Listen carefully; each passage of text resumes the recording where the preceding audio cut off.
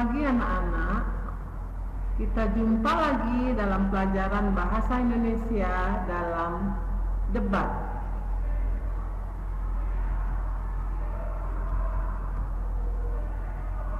Apakah itu debat anak-anak?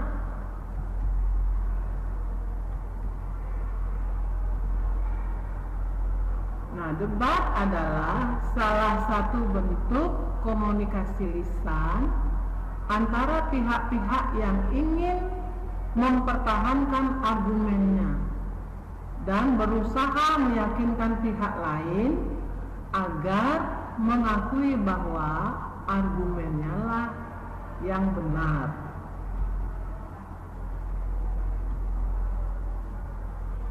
Apakah tujuan debat? Nah, di sini tujuan debat itu adalah untuk meyakinkan dan memperdengarkan pendapat-pendapat yang berbeda, dan di akhir debat dapat menghargai perbedaan tersebut.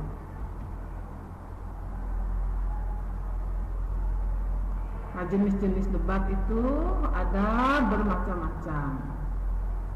Nah, debat parlemen, yang pertama itu debat parlemen atau majelis parliamentary or assembly debating. Debat ini terjadi di tatanan eksekutif, yudikatif, atau legislatif suatu negara yang biasanya membahas mengenai undang-undang dan hal-hal yang berkaitan dengan kenegaraan. Nah, itu disebut dengan debat parlemen. Kemudian ada debat formal, konvensional, atau debat pendidikan. Nah, dalam jenis debat ini adalah debat yang bertujuan memberikan kesempatan pada dua tim yang berseberangan untuk mengungkapkan beberapa argumen untuk menguatkan materi debat. Debat ini bertujuan untuk mengembangkan kemampuan kedua tim dalam mengutarakan argumen secara logis, jelas, dan terstruktur. Unsur-unsur debat. Di dalam debat terdapat mosi. Mosi adalah pernyataan positif yang akan menentukan arah dan isi suatu debat. Dalam perlombaan, mosi berasal dari berbagai tema, misalnya isu politik, ekonomi, dan sosial.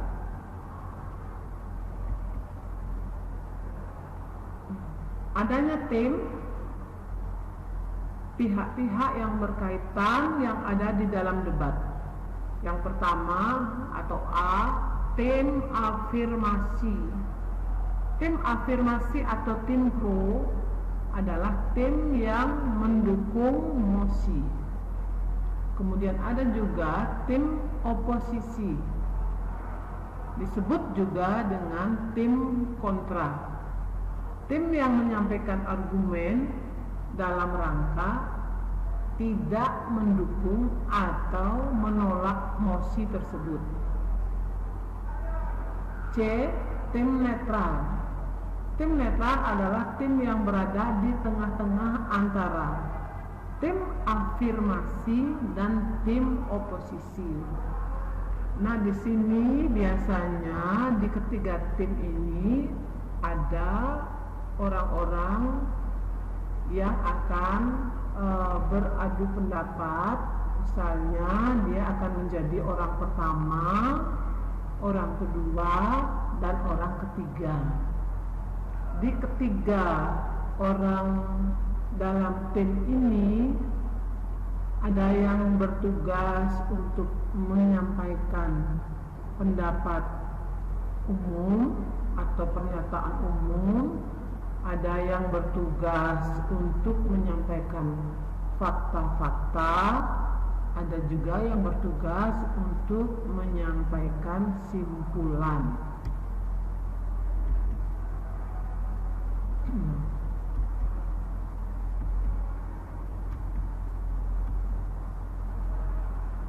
Berikutnya penonton atau juri.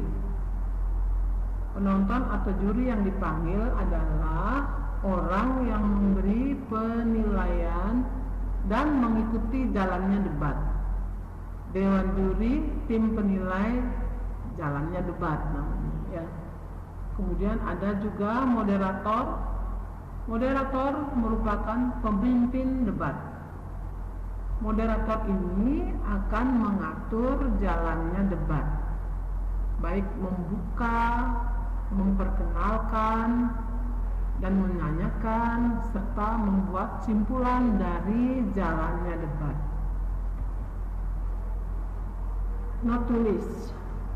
Notulis adalah orang yang bertugas untuk mencatat atau menulis hasil debat. Hasil dari notulis berupa notula. Nah, biasanya di sini notulis itu akan mencatat berapa menit orang yang dalam debat itu berbicara, misalnya seperti itu. Karena debat itu akan diatur sesuai dengan waktunya. Misalnya waktunya 1 menit, 2 menit. Apakah si A itu akan berbicara 1 menit atau 2 menit atau lebih? Kalau dia berbicara lebih, berarti dia akan dipersilahkan untuk menghentikan pembicaraannya. Struktur teks debat. Yang pertama, pengenalan pada debat. Pengenalan pada bagian ini berisi perkenalan dari masing-masing tim debat. Misalnya, memperkenalkan nama, kemudian memperkenalkan teman-temannya, kemudian menyampaikan tema, kemudian menyampaikan dia berada di posisi pro atau kontra. Berikutnya, menyampaikan argumen. Pada saat menyampaikan argumen, bagian-bagian yang berisi penyampaian argumen dari masing-masing tim mengenai mosi yang sudah ditentukan. Argumen harus didukung dengan data dan fakta. Jadi setiap orang yang bertugas menyampaikan argumen itu pasti menyampaikan data-data berupa baik angka, baik database maupun gambar-gambar. Struktur teks berikutnya, debat. Setelah masing-masing tim menyampaikan argumen, barulah mereka masuk ke bagian inti. Bagian inti ini disebut dengan struktur teks debat, yaitu debat. Di bagian ini setiap tim saling menyampaikan sanggahan mereka, saling menyanggah satu dengan yang lainnya. Kemudian setelah menyampaikan debat, barulah mereka menyampaikan simpulan. Bagian ini berisi kesimpulan dari setiap tim. Kemudian diakhiri dengan kesimpulan dari hasil debat dari moderator.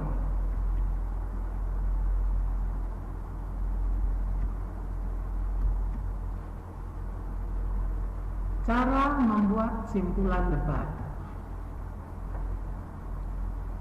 Cara untuk menarik simpulan dari hasil debat menggunakan penalaran induktif. Misalnya, pertama, melihat ide-ide pokok yang terdapat dari suatu paragraf di teks debat. Yang kedua, membandingkan antara satu kalimat dengan beberapa kalimat selanjutnya. Yang ketiga, memanfaatkan paragraf yang terdapat dalam penggunaan sebab dan akibat.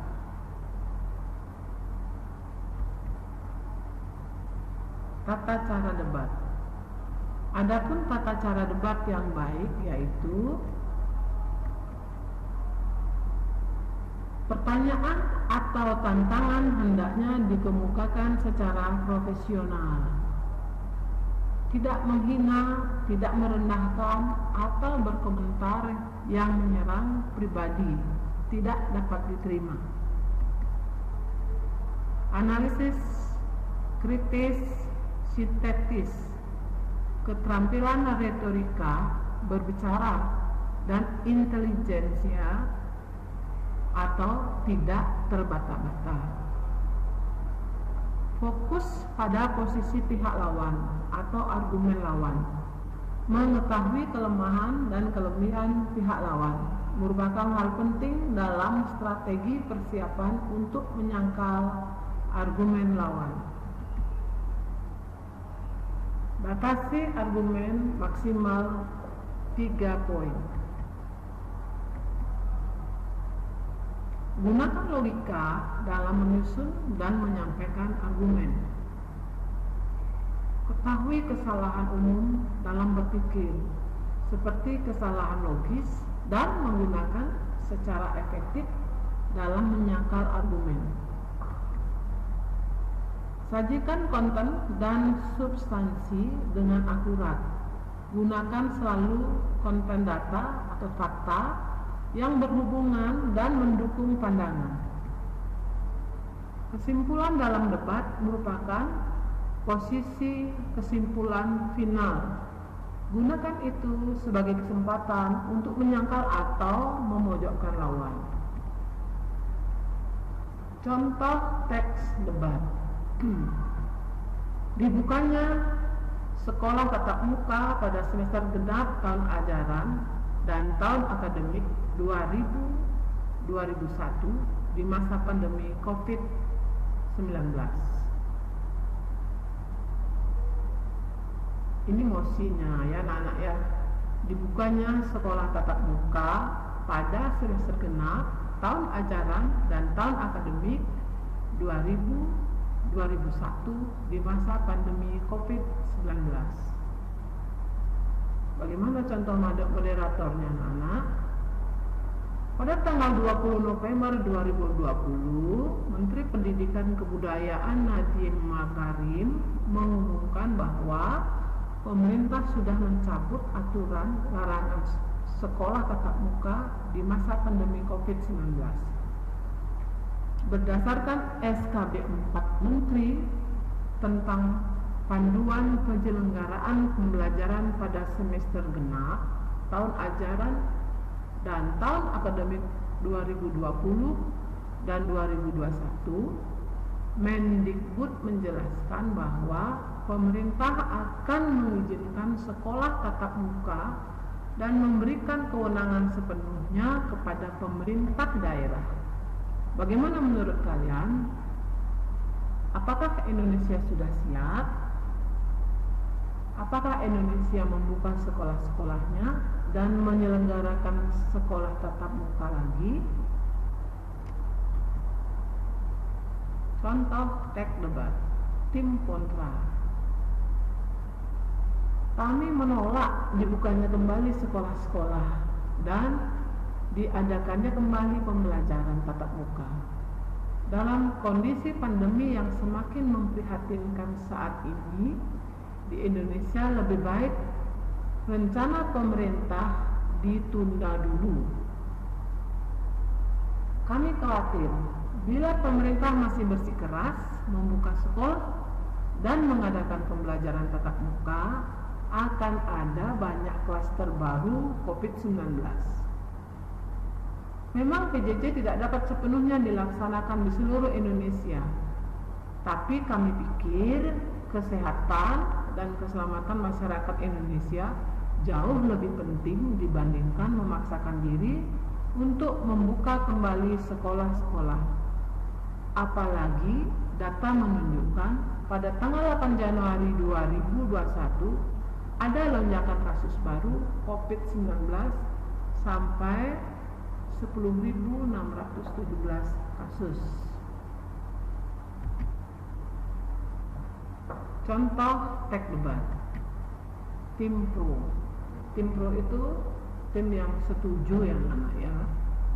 Kami sangat setuju pemerintah membuka kembali sekolah-sekolah dan menyelenggarakan sekolah tatap muka. Karena pembelajaran jarak jauh kami nilai kurang efisien dalam proses belajar mengajar. Apalagi selama ini PJJ terbukti tidak dapat dilakukan di seluruh Indonesia. Masih banyak guru dan pelajar di desa yang tidak dapat menyelenggarakan PJJ karena kendala tidak memiliki peralatan yang memadai seperti laptop atau smartphone. Selain itu, internet di daerah-daerah masih belum stabil sehingga membuat para siswa di daerah semakin berpotensi mengalami ketertinggalan pendidikan. Dampak-dampak negatif yang dikemukakan oleh Kemendikbud juga sangat beralasan. Oleh karena itu, kami mendukung dibukanya kembali sekolah-sekolah yang diadakan kembali pembelajaran tatap muka. Contoh teks debat, tim netral. Nah, di bahasa Indonesia buku kita itu ada tim netral ya, tapi kalau biasanya di debat-debat secara umum itu cukup ada tim pro dan tim kontra saja. Nah, sebaiknya kalian juga tahu bahwa dalam debat bahasa Indonesia ada juga tim yang bersifat tim netral. Sebagai tim netral biasanya contohnya sebagai berikut. Sebagai tim netral, kami bisa memahami masing-masing argumen dari tim pro dan tim kontra. Kami setuju PJJ yang tidak dapat dilaksanakan di seluruh Indonesia membuat banyak siswa di daerah yang mengalami ketertinggalan. Tapi kami juga setuju kalau dengan memaksakan dibukanya sekolah-sekolah pada masa pandemi yang semakin mengkhawatirkan ini dapat menimbulkan banyaknya klaster baru di sekolah-sekolah yang dipaksakan dibuka. Sekalipun demikian, mungkin kita dapat menekankan penyebaran dan penambahan kasus baru COVID-19 dengan mengetatkan protokol kesehatan di sekolah-sekolah yang akan dibuka kembali serta mengikuti peraturan pemerintah mengenai penyelenggaraan pembelajaran tatap muka. Nah, adanya kerjasama antara pemerintah pusat, pemerintah daerah, pihak sekolah, pihak rumah sakit, orang tua dan masyarakat tentu bisa membuat pelaksanaan pembelajaran tatap muka ini berjalan optimal. Namun bila memang nantinya terbukti kebijaksanaan pemerintah ini menimbulkan klaster-klaster COVID-19 baru di sekolah-sekolah yang dibuka kembali, sebaiknya pemerintah menghentikan kebijakan pembukaan kembali sekolah-sekolah ini dan kembali menerapkan PJJ. Nah, jadi tim netral di sini anak-anak ya, dia tidak akan memihak tim pro ataupun tim kontra. Jadi dia tim netral ini akan berpihak pada kedua tim. Ya. Nah, ini kalau dari segi moderator anak-anak ya, sebagai moderator. Contohnya sebagai berikut. Baik, setelah mendengarkan argumen dari masing-masing tim, kita bisa menarik kesimpulan bahwa dibukanya sekolah tatap muka pada semester genap tahun ajaran dan tahun akademik 2000-2001 di masa pandemi COVID-19 bisa dilakukan dengan kerjasama antara pemerintah pusat, pemerintah daerah, pihak sekolah, pihak rumah sakit, dan masyarakat. Pelaksanaan tersebut wajib menerapkan protokol kesehatan dan mematuhi peraturan pemerintah mengenai penyelenggaraan sekolah tatap muka. Namun, bila kebijakan sekolah tatap muka ini menimbulkan klaster-klaster baru, maka pemerintah harus menghentikan kebijakan pembukaan kembali sekolah-sekolah ini. Pemerintah harus berfokus pada penerapan PJJ yang jauh lebih baik dari sebelumnya, terutama untuk para guru dan siswa yang ada di daerah-daerah.